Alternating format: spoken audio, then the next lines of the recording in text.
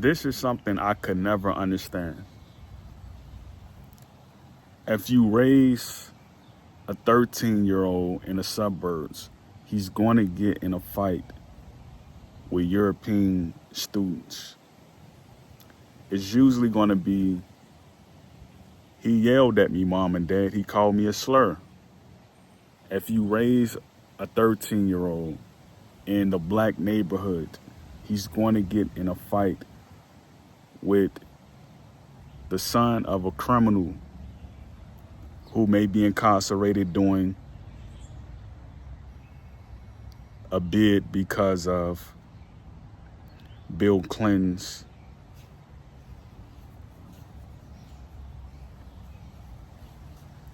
bill administrating. Let's just keep it that simple. He's in there because of his executive orders.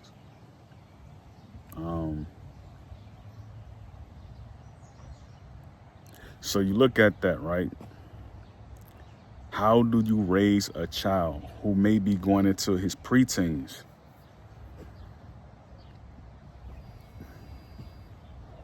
If you live in America, how do you raise that child? Do you waste your time in taking this child downtown to see a martial art instructor? No, you don't do that. Do you tell your child, here, put this in your book bag, give it to the teacher?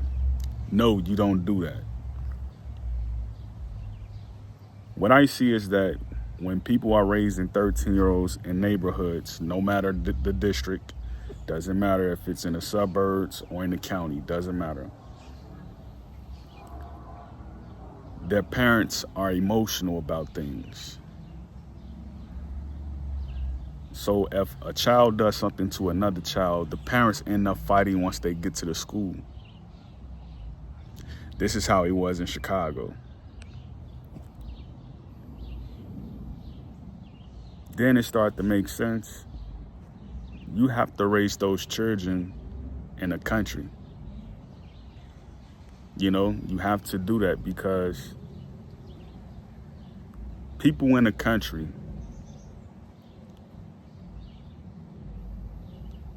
they put their children in school because who's the principal at the school? It's probably the local pastor in the church you go to.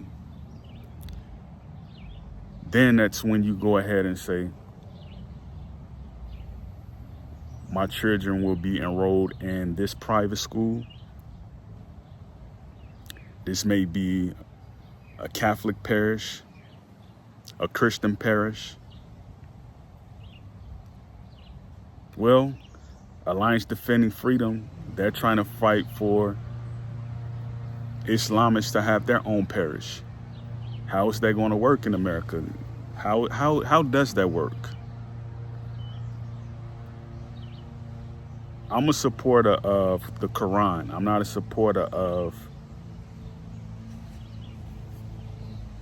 backward religion, you know what I mean, which is dogma. I'm not a supporter of that. I'm not.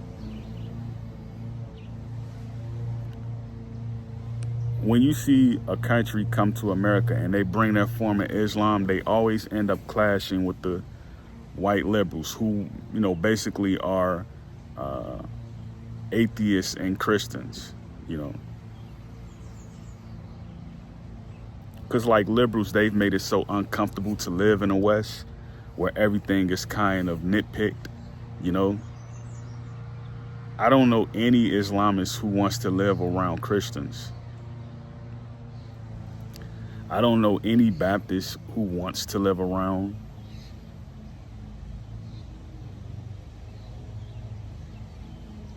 bureaucrats. When you see a Baptist, they always end up getting arrested for allowing their children to be tardy. You know, like tardy when you're not present for school. They always end up getting arrested for that because that used to happen a lot in Chicago. The kid ends up going to a foster home. Because you got to remember, it's just once the child reaches 20, right, their brain would have been developed enough where they're constantly thinking, maybe I need to go to the military now. It's a lot of young people in the military. I know I went in when I was like 18, 19. So you see that, But this is the thing. No one's telling Baptists, you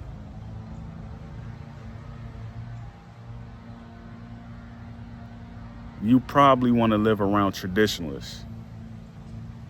You probably want to live around traditionalists. And traditionalists, they're everywhere outside of cities. The city that you're currently in, say you're in Philadelphia right now, right? Because I'm just near Philadelphia. Say you're in Philadelphia. You go to Chester County, right? It's traditionalists who live just outside of there. It's traditionalists who live just outside of there. What a traditionalist is going to tell you, right? Your child is not going to feel like he has to carry books every day to school. Your child is not going to feel like by the time he graduates, he's not going to have anything to look forward to. You know what I mean? If a child sees that you have so much land on the side of your house, say you live in Tupelo, Mississippi, that child is want to go and get his passport, because I've seen it, right? I've talked to people who live in these places, right? They're going to want to go get their passport and they're going to want to leave. I've known people who went to Hawaii. This girl is maybe 22 years old. I had a relationship with a woman that was like that. I think I was like 27 at the time and she was 22. She went to Hawaii. She left Mississippi and went to Hawaii. So when you see people who come from comfortable backgrounds, right, they tend to know about their surroundings. They know everybody in that county is their cousin.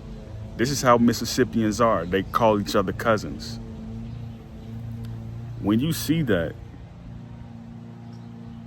then it'll be easier to say that child is going to grow up and be a health educator in Sierra Leone. He's going to leave the United States and go to Sierra Leone and be a health educator.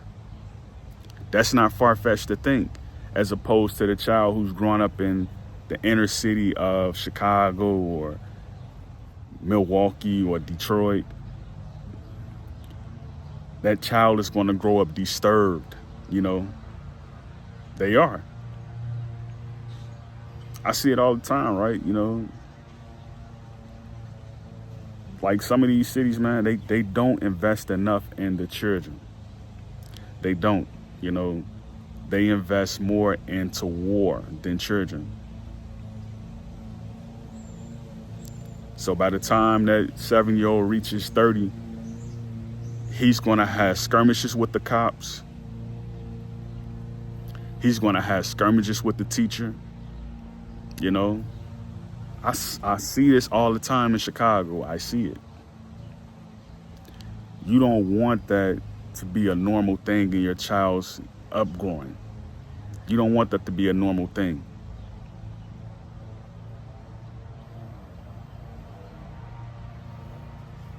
You don't want that to be a normal thing. So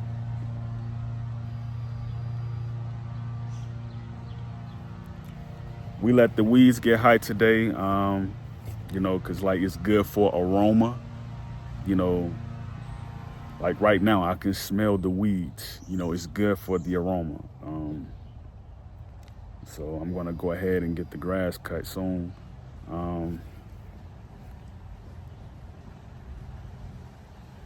So I got to cut 3 properties. I got to cut 3 properties next month. Like, having property is very expensive. You have to maintain it, You have to maintain it, And again, I don't know why people complain about the weeds, weeds being high. I don't know why people complain about it, right?